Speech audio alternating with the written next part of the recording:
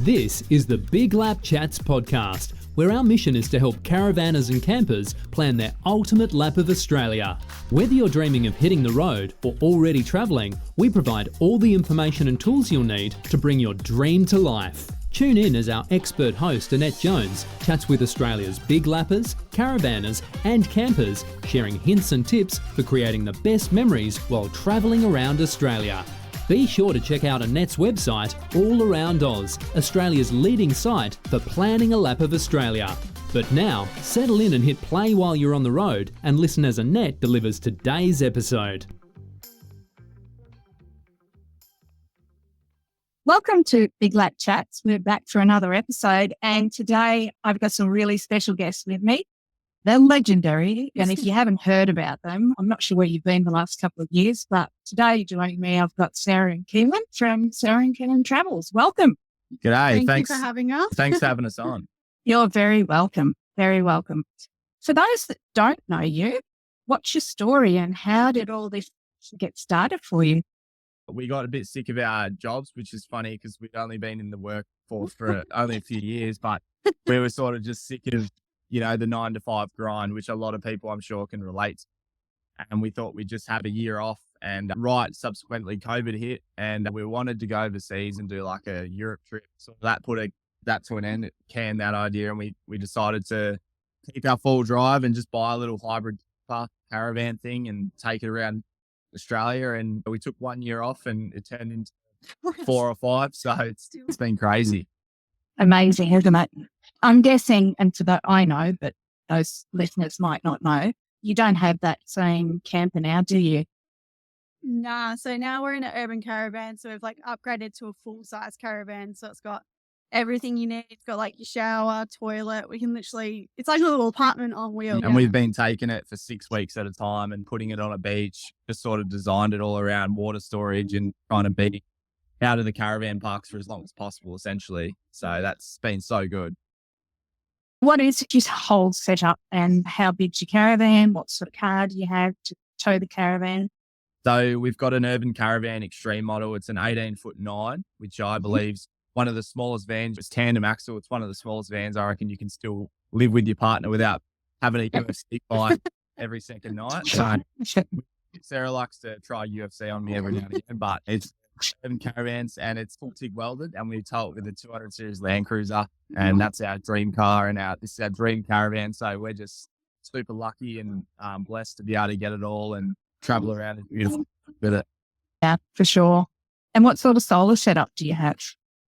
So we've got about just under 1.4 kilowatts on the roof. That's plenty of solar. We get around 100 amps from the sun in a bit more layman's terms. Mm-hmm.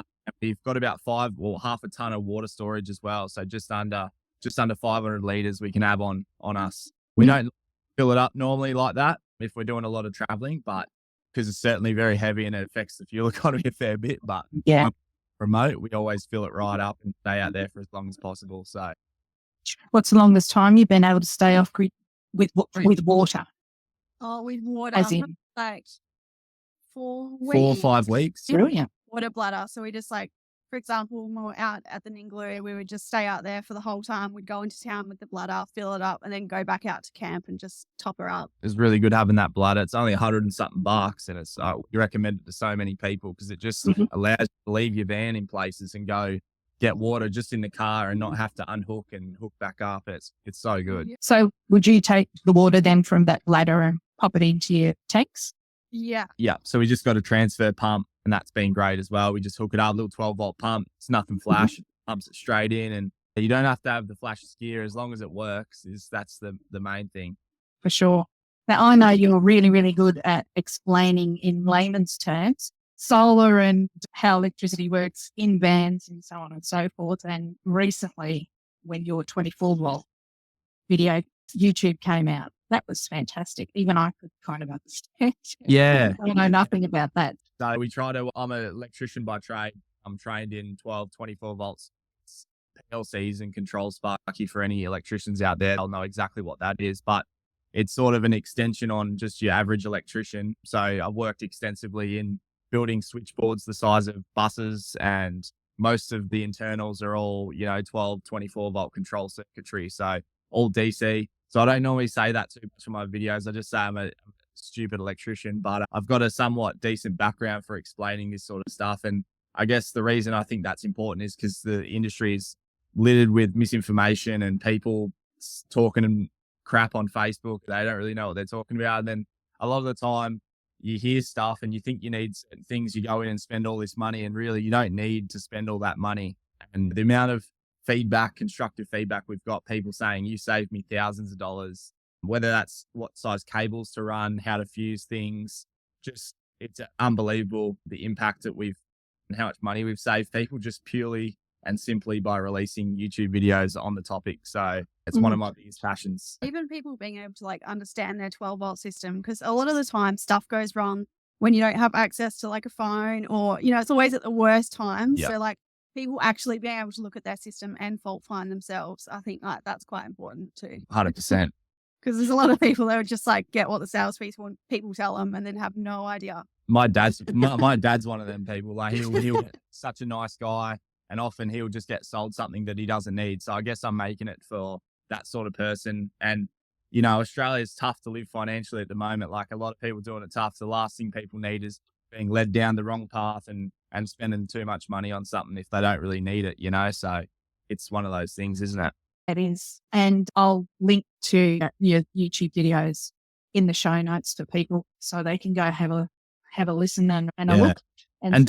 And thanks for that. And don't get me wrong, like some people don't agree with what I have to say. Like some of it's pretty controversial, but a lot of the times the negative comments that I do get on my videos is people that are actually like, say the 24 volt versus 12 volt video I released, people actually have 24 volt battery businesses. And when I get on there and I say, I think 12 volts still better than 24 volt for the average Joe Blow, you know, they're the ones that disagree because they're sort of in the business of selling that gear that I'm saying that's not that good. So I guess I get myself into trouble a little bit there, but I just speak my honest truth, and we're no mouthpiece for any company. So I sort of get myself into trouble a lot of the time. I'm waiting for a lawsuit. Don't wish for that. It's all about telling the truth, but that's the thing. For sure. Yeah. And Sarah, what did you do before you took off around Australia? I was a high school teacher. So my majors were outdoor ed, sport, health, and humanities and social sciences. Mm-hmm. So I'm definitely got like a bit of a better job now, but I always loved going on outdoor ed camps and like showing kids the outdoors. And I had kids that had literally never been on a hike before, and they're carrying like a backpack down the Cape to Cape or whatever. And they're like, oh my gosh, this is so beautiful. Disconnecting from their phones. It's just amazing. I loved it. Do you miss it? Some days I do miss it. Well, yeah. I think the like behavior management side of it, I don't miss any of that because I was in a pretty tough school. Sarah's the top. She's lost about 100 kids and she's got one now, and that's me. And sometimes she has to do with my behavior as well. So I a healthy little reminder of what school can be like. Don't worry. Oh, crack me up. We watched your 2024 video. You know, the one that you've just released, kept it all together. I was in stitches last night. Some of your one-liners. Such a good year. Wow, you guys didn't sit still for long. Yeah, it was so good. Best year of our life, hands down. And all thanks to the people that tune in and watch us. And we never would have thought, 4 years ago it would be out like this. And it's just insane. What do you think about Europe? Which was your favourite? Probably Spain and Portugal. That was like the most close to home. Like it was like very chilled. All the people were so friendly. The food was so good. Like really nice beaches. So we really liked that. Italy was really nice. It was just so crazy. Like so many people everywhere. But Sarah's been to Europe once before, and it was the first time I've sort of been over there, and a bit of an eye opener for me, like how different Australia is. Like I felt like a bit of a fish out of water. Even what I was wearing Blundstone boots and just like stubby shorts and stuff. And people would you walk down the street and you'd think you'd dress normally for the day, but people staring at you because you just look different. And it's so weird. It's such a weird place, but it's nice. It's beautiful. I don't think they'd ever seen Blunnies before. No. Well, most of the people over there look like they've stepped out of fashion magazine. Oh, yeah. So, sure. they really put like the people who look the best at the very front of the restaurant. So everyone walking past saw all like the beautiful ladies, and then we'd always get put like a few rows back. Well, if it wasn't for Sarah, we'd be right at the back if it was just me. They'd be hiding me. So Yeah. Yeah. We took off to New Zealand. yeah, crazy. We got home, did about a week home and took off over there. But we're in a caravan this time, not hotel rooms and trains and all this flash stuff. So we're back to what we're used to. And that was so doing the North Island like for 3 weeks, and got an urban caravan and the new Ford Ranger and took off, and it was such a good spot. Yeah. So much good freedom camping. And I reckon it was what Australia would have been like probably 30 years ago with the free camping and stuff. And all the camps are still so quiet over there. Like I know like the caravan industry in Australia is just booming. It's crazy. So many people out exploring, which is amazing. But New Zealand's still like a few steps behind the whole caravanning, camping thing. So like all of the camps were reasonably quiet, which was pretty cool. Insane. And the camps were like, they should be packed. If they were an Australian camp and they look like that, there would be thousands of people there. So it's just an eye opener to see how unregulated their camping is. It's unbelievable. It's so good. Just a shame about the weather, hey? It's like Tassie, I kind of think. There'd be so many more people living down there if the weather was better. We still haven't been to Tassie. Have you been to Tassie? Only it's just after COVID and we had to get out of Queensland. And so we booked 2 weeks. The van was on order and we just flew down and just got in a car and drove and stopped and spectacular. Yeah, it was beautiful. Everyone says it's amazing. Really, really beautiful, beautiful country. Like it is like it's a different country to Australia. Been like a hybrid between New Zealand and Australia. That's what we've been told with the weather, mountainside and all that sort of stuff. What's one thing that most lappers overlook that could make or break their journey around Australia?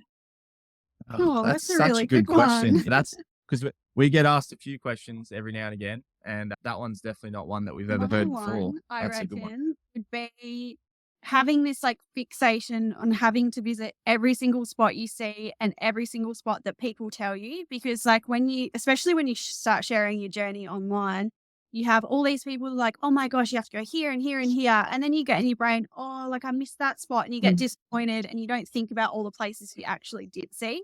So like sort of trying to not guilt trip yourself into missing spots. I don't know. And just a caveat on Sarah's, definitely hit the spots that you really want to hit, but don't be consumed in trying to see everything, because Australia's so big, you'll never see everything. And the best thing we did was start a list of the second lap list, we called it. And that was all the spots that we're not getting around to.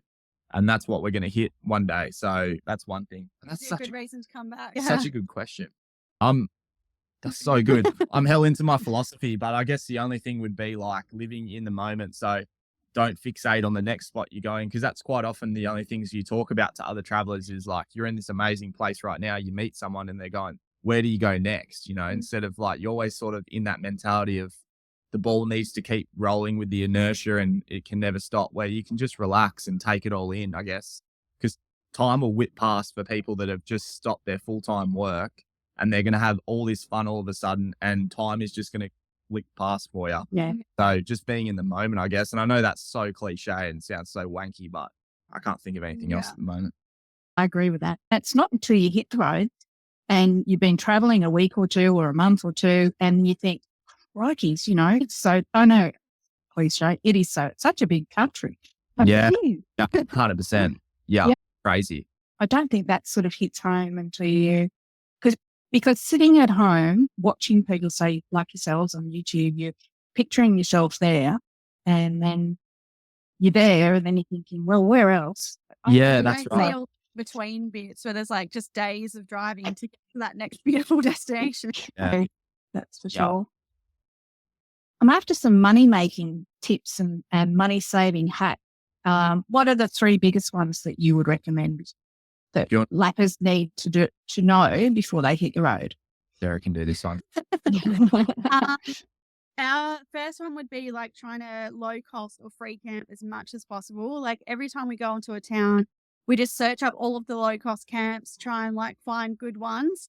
And we try and only go to a caravan park like once every 2 weeks to do our washing. Obviously, not everyone can do that, but And depends on state as well, because some yeah. states you just have to be in a caravan park. It's really Yep. hard. And then just planning. So it's basically the same as home with our budgeting, like just planning out our meals so we're not wasting anything.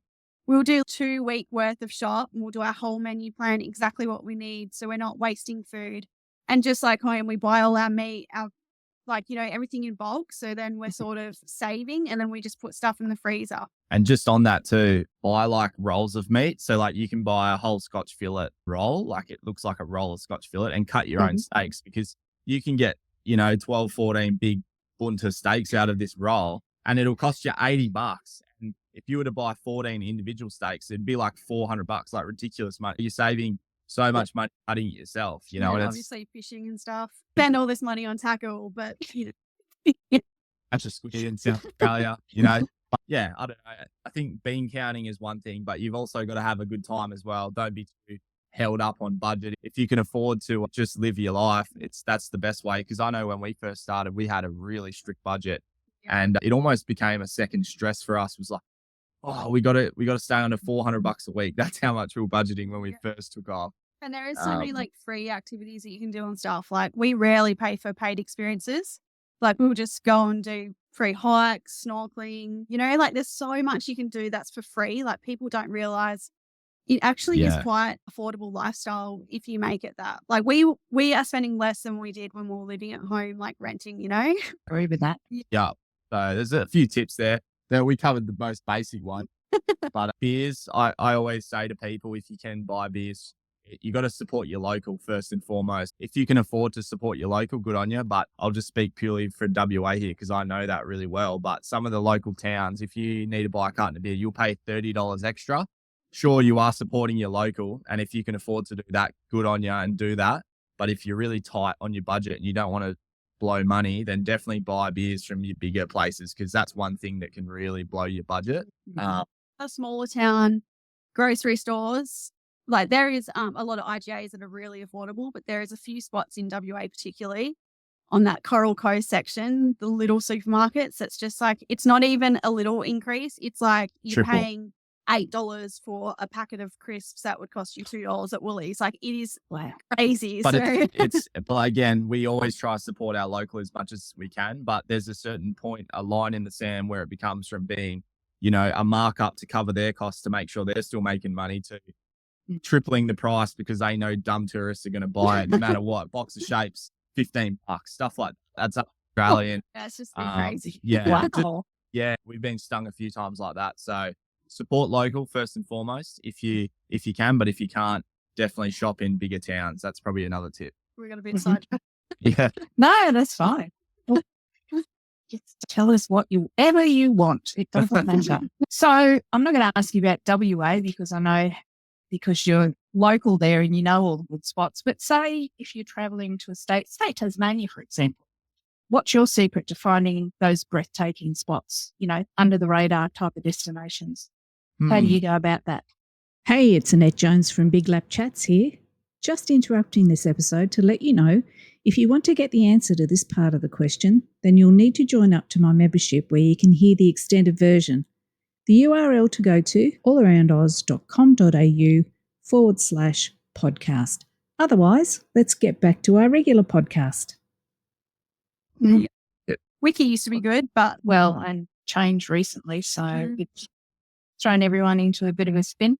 I don't know how to work it anymore. I was trying to find stuff on it the other day. I was like, I actually can't work this app. Yeah. Yeah. Another good little app is that Campedia. So they sort of own that, and they're just great people, and they're really trying to get this above the ground because, other apps are falling down and they're sort of rising up to meet the task, and just letting people know about that. So we do use Campedia a little bit as well, but we just cross-reference between all of them and do our best that way. I often recommend Campedia in the group when someone asks for alternative apps. And if you could only give one piece of advice to someone planning a lap, or their first lap, what would you tell them? These are such good questions. We're unprepared. That's good. Be like setup related, because like you see all of this stuff online and a lot of it you actually don't need. Like people could look at our setup and be like, oh my God, I need that. But the reality is, if we weren't living in this full time, like we probably wouldn't have as extravagant of a van. We probably would have something smaller and, we could probably do the toilet and shower outside. But because it's our full time home, we have things that we wouldn't necessarily have if it was just a 6 or 12-month lap. So I think about your non-negotiables. Like, do you want to get up at night and go outside for the toilet break? Like, do you want a really good bed? Do you mind about folding out a camper? Think exactly what you want and don't look at what everyone else has, because you can get in that trap where you're like, I need this and this and this, when you could just do it in a swag and car. I guess just moving forward from what Sarah said and adding to it a little bit, I think the industry's plagued with people that sort of brainwash you into thinking that you need all this flash stuff. And then obviously the caveat to that is that get whatever you want to get. So if you can afford a fully six setup, don't let anyone tell you what you need and what you don't need. But if you want that, go ahead and get it, but don't feel like you absolutely need that, because a trap that people are getting into is like, selling their 20-year family house to buy an F450 and a crazy massive caravan that's worth $600,000 setup for 1 year's travel. If you divide that 600 grand by 365 for your 1 year lap, you'll have a day rate of something chronic, almost $2,000 a day before you fuel it up, put food in your kid's mouth. That's what we're seeing a lot of these days. So I guess the industry's plagued with that. Like you said, if you can afford it, go for it. Who cares? If you can afford it, good on you. But don't feel like you have to have that to have fun. Because we know, like Carsten and Maxine, like some of our mates, they started in a combi. Everyone's heard of them, and they were doing the craziest tracks and having, if there was a competition of who has the most fun, that couple's, they won it. And they've got a combi they've had for, 15, 20 years. So don't feel like you need the flashiest gear. That's probably the biggest. Good advice. We've spoken to quite a few people, young families to older couples traveling, that have sold up and now they're trying to get back into the market, and market's risen in that time. Oh, crazy. Quite difficult. It breaks your heart because that's, if you were ahead and you had that sort of leg into the property area early the most, you're sort of laughing, weren't you? But then if you go squander it, sell it all, and then try to get back in, you're selling high, but then you're buying even higher. So it's crazy to think. Yeah. And like full-time travel, what you see online, like it looks like this amazing thing, and everyone thinks that, oh, I can do that. That's the most amazing life. But what do you mean? It's so good. No, it is good, but like, but I've done 3 months and they're like, I've had enough. Like, so I think being realistic. Rainbows and unicorns do happen, but they do happen in between all the crap stuff as well. So, because life on the road is kind of the same as life at home. The same sort of person living with the same sort of person, but it's in a smaller, like it's in a tin can. Yeah. A very small one. Playing, sleeping, doing everything together. Crazy. That's true. So that might have been the next question, actually. What's the biggest myth about traveling around Australia that needs to be busted? Probably just like you do still have your bad days. There's the fact that proverb of perception is quite crazy, because the grass is always greener no matter where you look. And some days when we're having bad days on the road, we just wish we were home. If we were homesick or whatever, we've been away from the fam for a year, and then we get home and we want to go again. So it's just it's a perception-based thing, perspective there. So probably that. Don't expect it to be rainbows and unicorns every single day. There's definitely hard times on the road, and it'll test your relationship too. Because let me tell you, like you said, it's a tin can, and you're still the same person, just in a tin can. And I think one thing people don't prepare themselves for is loss of privacy. Keelan's parents just went on a 3-month trip too, and they were talking to us about the same thing. You're at a caravan park or you're at a campsite and you step out and your neighbour's looking over at you, hanging out your undies. So like they're like going in your backyard and you're pulling out. You've always got sort of someone there, people around, and like, no one thinks about that before you take off. I know we didn't think about it. Yeah, and that's the main reason why we stay at caravan parks, is because we just privacy. I walk around half naked all the time. I'm either going to get arrested or we just read us or something. I'm not really nude, but you definitely want your own privacy. That's probably the main point. Definitely. What do you think you've learned about yourselves since you've been away? Our communication's gotten a lot better. First 6 months, we fought like absolute warriors. was like we're in bloody, yeah. Bickering all the time. And it wasn't over anything serious. It could be, what are we having for lunch today? And it just turned into the biggest argument ever. Yeah. Whereas now I feel like our communication has just gotten 100 times better. Like Yeah. we have an argument now, it lasts 5 minutes and we're over it. And it's probably just because we're hungry. So there's a few famous tips I've learned is that never have an important conversation that's like a debate with your partner. If you're hungry, that never ends. There's a few little tips like that. But the first 6 months when we hit the road 4 years ago was some of the hardest times on our relationship. We just weren't used to what was about to happen. But now, like Sarah said, we barely fight. And people are like, are you serious? You barely fight. And it's true. We just don't now because we understand each other a lot better. I think we've gotten like thicker skin too, which is probably not like relative to everyone traveling, but being in the social media, YouTube, online space, we've definitely learned how to not take things so personally. You know, sometimes things do still hurt, but at the start, we were getting ourselves so worked up over troll comments and stuff like that. Whereas now we're just like, we wouldn't ask these people for advice. So why are we getting upset? Worrying about it. Yeah. It's just about, mean people online.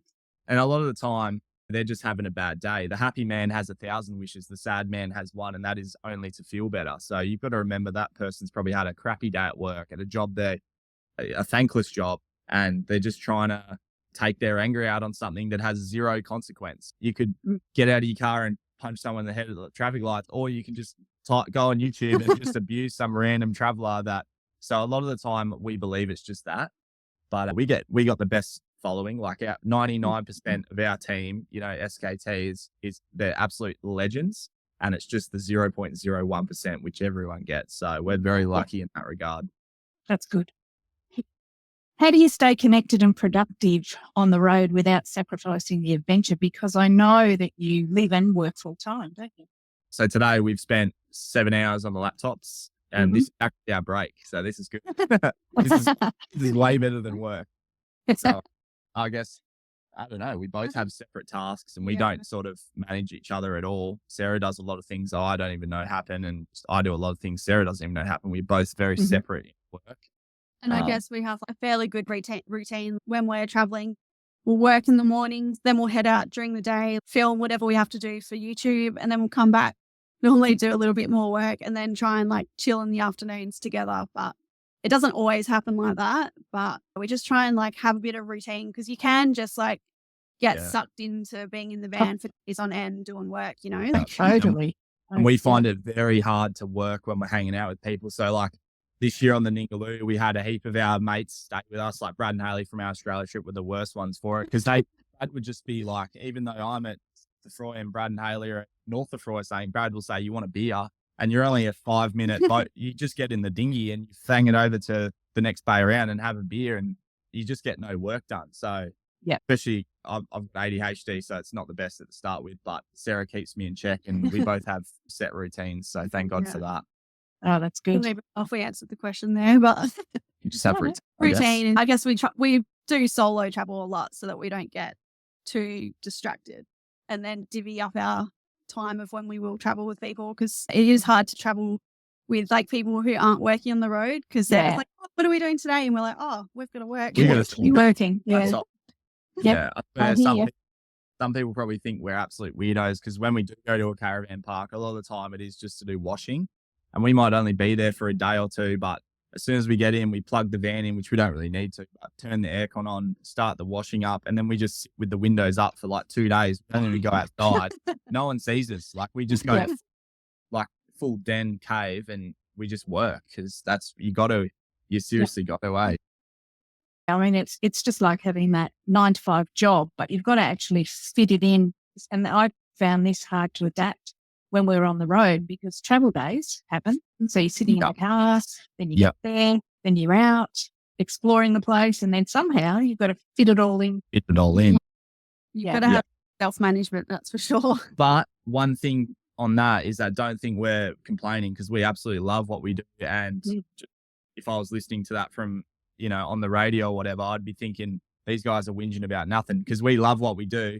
It's just we physically have to do that to keep it going. And it's not that we hate it. It's just something you have to do. Yeah. What's your insider secret that you swear by but rarely share with the public? Oh, that is a good one. I don't know. Still don't What's know. Inside secret but rarely share with the public. No, I don't know. I actually don't know. What's your inside secret? What's yours? Well, Give it no, I'm asking the questions here, guys. so good questions on this. On a few potties, and It's always the same questions, so these are really good. This is crazy. I don't know. I think, Yours would be surf spots if it's to do with like travels. but I can't give them away because people will slash my tires. So I don't know. It's such a hard one. You go first, Sarah. I don't know. You might not have one. So, I don't know. Like, I mean, you guys share quite a bit on YouTube, so. we tell people how much money we make. Well, there's nothing safe with us. And books. I don't know. Maybe. See, I just nothing's coming to mind. Yeah. cool. Sorry. It's all right. Not No just- problem at all. Yeah. Okay, another one. Where's your most favourite free camp? Hey, it's Annette Jones from Big Lap Chats here. Just interrupting this episode to let you know, if you want to get the answer to this part of the question, then you'll need to join up to my membership where you can hear the extended version. The URL to go to do that is allaroundoz.com.au/podcast. Otherwise, let's get back to our regular podcast. Ooh, Three. Ooh. there's a couple. We're Plus, just giving you three. So, what are your plans for this year? Where are you heading this year? Which states? You staying in WA or what are you doing? guess we should tell them. Yeah. So we're going to try to tackle a year's travel and simulate what it's like. Because a lot of the time, like our sort of travel routine is quite unrelatable. We get to stay in places for months and do whatever we want. But for the people that are just doing that 1 year lap, they want to know how much you can get done, where to be and stuff like that. So we're going to try to do more of a fast paced travel, sort of hit our favorite spots around Australia and redo a lot of them because we love a lot of them. So it's going to be like our favorite hotspots in a year around Australia. Hopefully. Oh. But we were speaking about this before we started recording. We're not special. Our caravan has been delayed. The new one, I can't tell you what we're getting or whatever because it could be not urban. It could be completely different. So we can't say much there. It's very exciting what's happening, but Mhm. being delayed. So going to be homeless for a little while. We've sold this caravan. So Okay. this whole plan is stipulated around when we can actually get a caravan to get back into. So we might be in the RV3 tent again for a little bit. Fair enough. But we're pumped for this year. We can't wait. So for those people just on selling a caravan and having recently just sold one, and those that have been around, done their lap and they want to sell, how did you sell? Facebook? Marketplace? We leverage our social media a little bit. So Oh, yeah. it's great having it like a bit of a Mm. following. You can just say, I'm selling this van, and some people out there are, watching your channel to sort of want to travel Australia. So they're like, oh, I'll have a look at your van. So that's sort of how we've sold it. I think But it all- was through Facebook. all four vans that we've had and sold, they've all been to people that have been watching our channel. So all the urban That's great. sold to Team SKT. So they're still in the family. We're still in Yeah. contact with all of them as well. So that's pretty cool. But we just use Facebook marketplace. Cool. Tell me, or we'll tell our listeners if they are not following you, where they can follow you.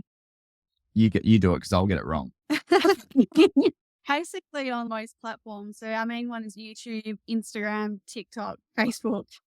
That's it. 4. And it's just Sarah and Keelan Travels. It's just our names. And we try to share as much as we can to help as many people as possible. And if you like that sort of thing, jump on YouTube and find us, or on Instagram, or wherever your phone takes you. But it'd be much appreciated. I'll put all the links to that in the show notes and also in the episode post on my website as well, so people can find you easily. And I can vouch for the information that we've been watching you for a good couple of years now. So, and we always enjoy your episode, especially Hey. the Marlin one. Yeah, well, that's coming out. You know what? People listening, they don't know what the Marlin story is. It's going to be very soon, actually. It could be in a few days. Yeah. So it's one of the craziest stories you ever hear from a Mm. hacker and his partner that, doesn't want to touch a bloody fish to save herself. So it's a story, and that's going to be up on Friday. So can't wait to show you that. Oh, awesome. I'll look forward to that. And not only are they informative, they're entertaining as well. Oh, thank you. Legend. Thank you. If you're listening, get over onto YouTube and watch the videos. If you're not already a subscriber, subscribe. Thank you. So much. Appreciate that. Eh? Well, you're welcome. You're welcome. And that's just about it today, unless you have anything else that you'd like to share about your travels or some hints and tips. It's up to you. Or if not, that's fine. I guess just a little reminder that everyone needs to live their life and don't get sucked into the society's pressure. You know, we're all going to die one day. Everyone's, the cars that we drive are going to be someone else's. The houses that we live in and work our whole life to pay off are going to be lived in by someone else. So just remember, you're only on this planet for a little time, and you've got to get out and explore Australia, because we're one of the luckiest. We are so lucky to have this place. 100%. Thanks very much for your time today, guys, chatting with me. It's been an absolute pleasure. Thanks for having us on. See you later. Thanks for tuning in to Big Lap Chats. We hope today's episode helped you take another step towards planning your lap of Australia. And if you're already on the road, we hope you picked up some great tips on where to stay and what to see and do along the way. If you found it helpful, we'd love your feedback. Head over to allaroundoz.com.au/podcast, where you can also download the show notes and find more resources to help with your journey. We'll be back next week with more tips and stories about caravanning, camping, and planning your lap of Australia. Until then, happy travels.